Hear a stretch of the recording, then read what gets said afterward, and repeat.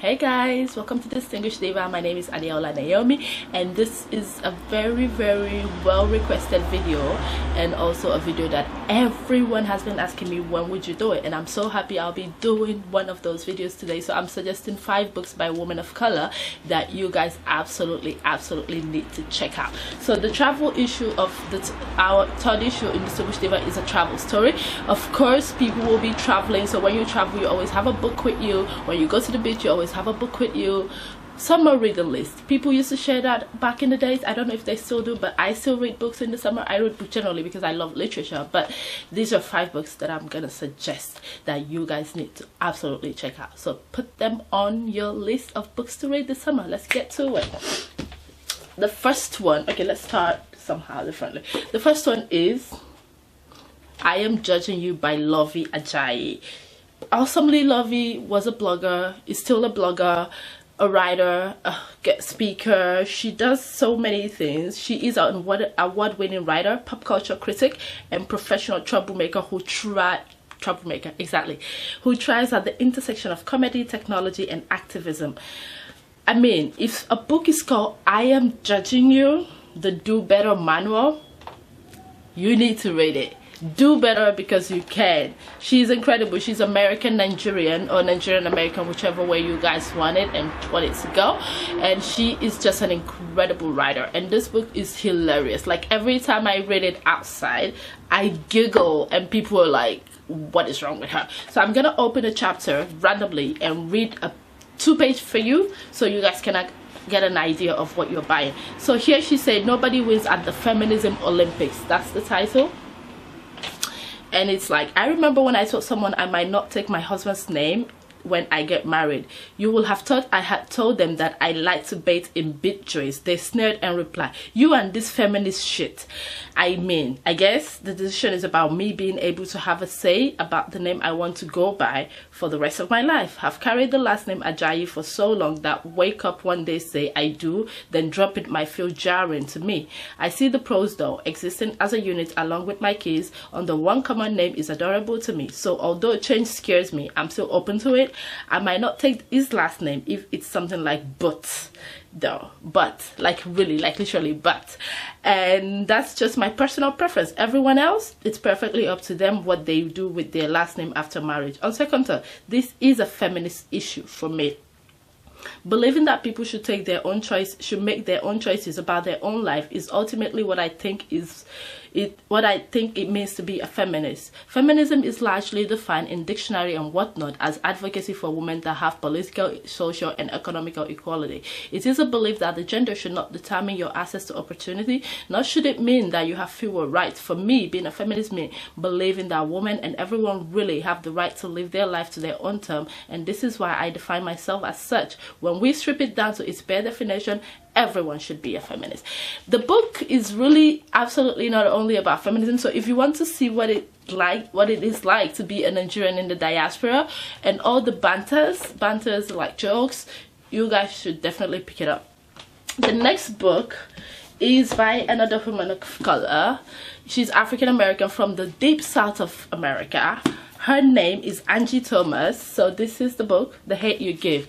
The funny thing about this book is I actually met Angie when she was doing her book signing in London, and she signed my book, and she was incredible. I spoke to her mom for like an hour after the book signing, and her mom is incredible, part of wisdom, great advice on life, the Black Lives Matter movement, the Black Panther movement. She knows so much, and she just wrote a book called The Hate You Give. So if you're a Tupac fan, you know what this means. Thug life means the hate you give little babies, fuck everyone else up. And not everybody knows this, but this book is such an incredible book. It's talking about a young girl, a 16-year-old Star, who lives in Twowood, the poor neighborhood where she was born and raised, and her posh high school. So if you've ever been conflicted between two cultures, this book is a good book, because you see the life of Star, who saw her best friends being killed by gangs in front of her twice, and just how she maneuvered how to speak up and be an an activist even when you're 16, like you witness your own best friend being killed in front of you, and how the Black Lives Matter movement influences young people. And it has a lot of reference to pop culture, like Tumblr, what young kids use Tumblr. I don't use Tumblr, but it makes my eyes see that a lot of people, young people especially, are using Tumblr to just express themselves in their activism. So this is such a good book. I think I should read one part for you. I have 3 copies because yeah, I was at the book signing and I was greedy,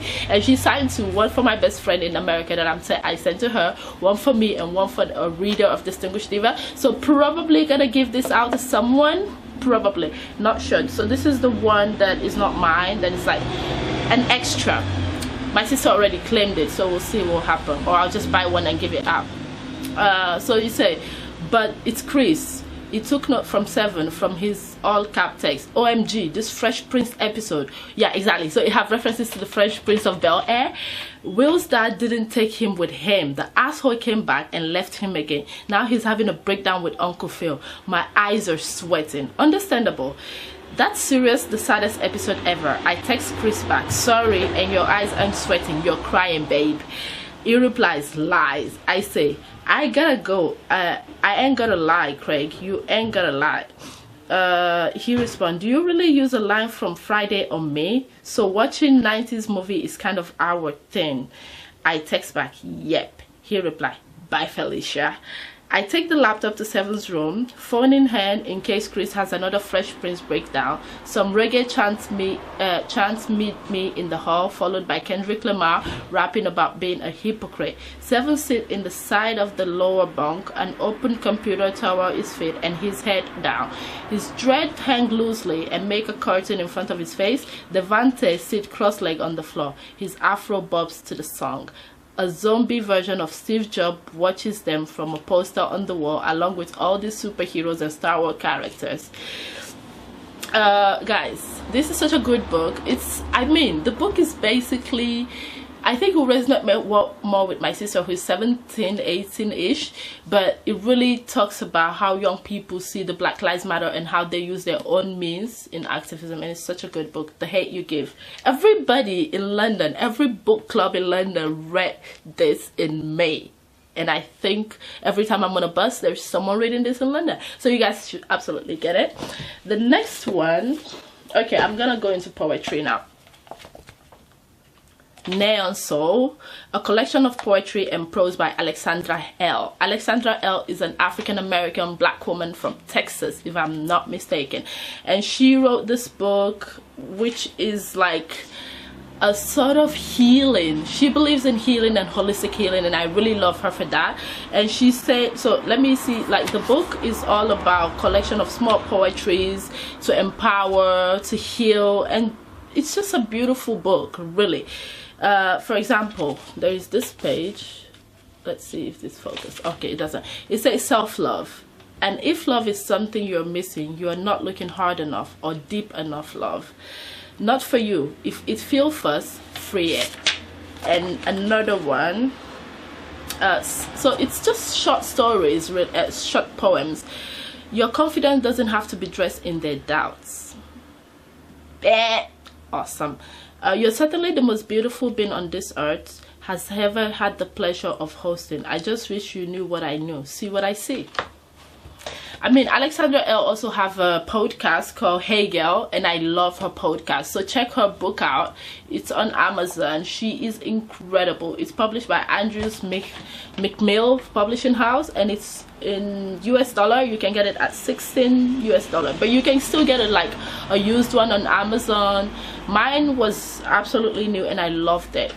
So the next is another poetry book by one of my favorites, amazing Nigerian American woman. Her name is Ijeoma Omebinyo, and the book is called Questions for Ada. Ada in Igbo literally means the first daughter. And if you have Igbo friends, you will know that all Igbo fathers call their what is it called, their daughters Ada, even if it's not your name, but it's also a name.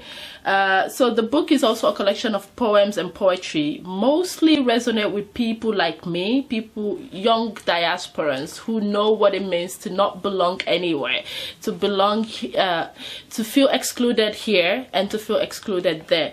There is one of the poems that I really love. It's like, here you are, not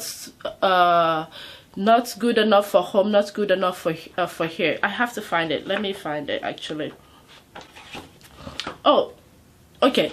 I think I should read this poem for you. The one of the poems that I really love also, it's Freedom. Your feminism wears a wrapper, cooks for her husband, changed her surname. And oh my god, there is a lot of touching things. So the content, I'm gonna read the content. It's like the dedication in Neka. Wait, let me find one that I really cry to. Whenever I read it, I just cry. Okay, bad habits. Let's see, 81, and it's a lot of pages, to be honest. So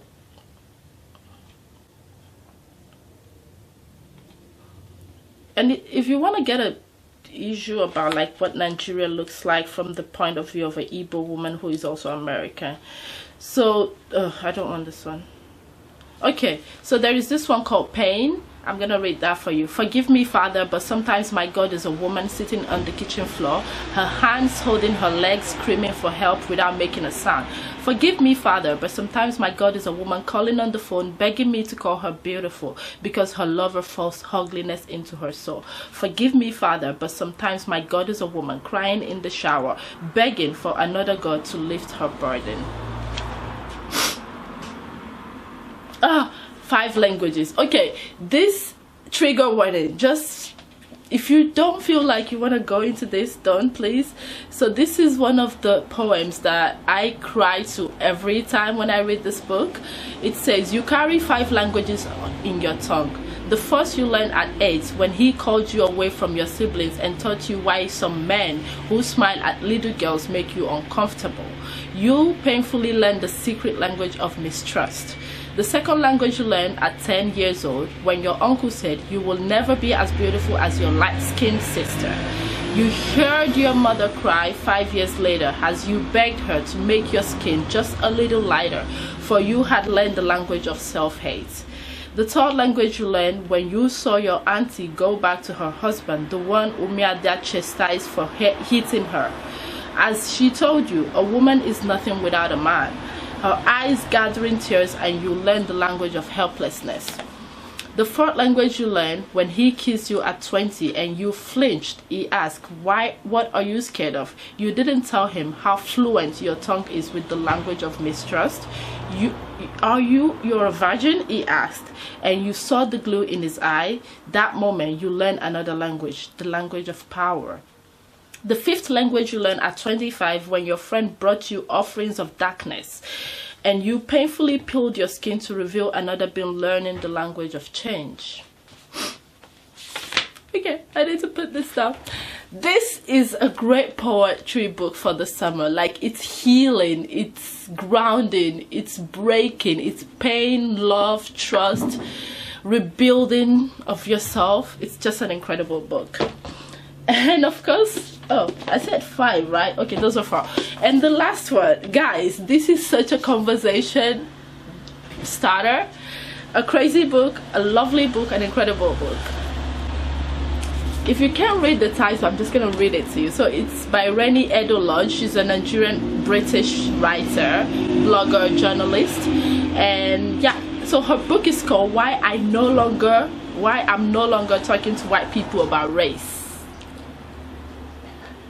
It's an incredible book. So every time I read this, okay, I just started this book, so I won't be able to finish, like, give you a proper review, but every time I have this book with me on my commute to London, and especially on the Central Line, every middle-aged white person is looking at me like, what the fuck is she reading? But I really like that. I like the way people look at you when you read a book because they don't understand why you're reading this book. This book came from her blog post she published, and the blog post got a lot. So she published the blog post on 2nd of February in 2014, and the blog post was titled "Why I'm No Longer Talking to White People About Race," and that's how this book became a book. Anyway, so the book is actually just launched this month, actually, so you can get it at every store in UK and Amazon, and in the US I think you should check Amazon. So let me just read the beginning of the book for you so you can understand where the blog post she wrote and how the book started and how the research she did after the blog post. Right, I'm no longer engaging with white people on the topic of race. Not all white people, just the vast majority who refuse to accept the legitimacy of structural racism and its symptom. I can no longer engage with the gulf of an emotional disconnect that white people display when a person of color articulate their experience. You can see their eyes shut down and harden. It's like treacle is poured into their ears, blocking up their air canal. It's like they can no longer hear us. This emotional disconnect is the conclusion of living a life oblivious to the fact that their skin color is the norm and all other deviates from it. At best, white people have been taught to not mention that people of color are different in case it offends us. They truly believe that the experiences of their life as a result of their skin color can and should be universal. I just can't engage with the bewilderment and the defensiveness as they try to grapple the fact that not everyone's experienced the world in the way that they do. They've never had to think about what it means in power terms to be white, so anytime they are vaguely reminded of this fact, they interpret it as an affront. Their eyes glaze over in boredom or widen indignation. Their mouths start twitching as they get defensive.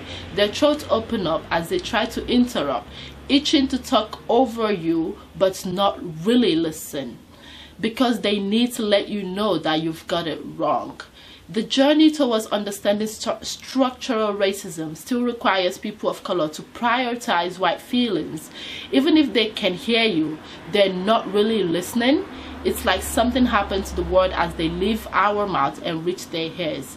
The words hit a barrier of denial and they don't get any further.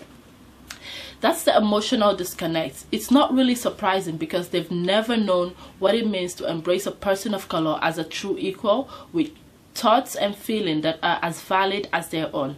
Watching The Color Affair by Lee Mun-Wan, I saw people of color break down in tears as they struggled to convince a defiant white man that his words were enforcing and perpetuating a white racist standard on them. All the while, he stared obliviously, completely confused by this pain, at best trivializing it, at worst ridiculing it. I've written before about this white denial being the ubiquitous politics of race that operates in its inherent invisibility. So I can't talk to white people about race anymore because of the consequent denial, awkward cartwheels, and mental acrobat that they display when this is brought to their attention. Who really wants to be alerted to a structural system that benefits them at the expenses of others? I can no longer have this conversation because we're often coming at it from completely different places. I can't have a conversation with them about the detail of a problem if they can't even recognize that the problem exists. Worse still, is the white possibility of said racism, but who think we enter this conversation as equal? We don't. Not to mention that entering into conversation with defiant white people is a frankly dangerous task for me. As the echoes rise and the defiance grow, I have to tread incredibly careful because if I express frustration, anger, or exasperation at the refusal to understand, they will tap into their prescribed racist tropes about angry black people who are a threat to them and their safety. It's very likely that they will then paint me as a bully or an abuser. It's also likely that their white friend will rally around them, rewrite history, and make the lies the truth. Trying to engage with them and navigate their racism is not worth that. Amid every conversation about nice white people feeling silenced by conversation about race, there is a sort of ironic and glaring lack of understanding or empathy for those of us who have been visibly marked out as different for our entire lives and live the consequences. It's truly a lifetime of self-censorship that people of color had to live.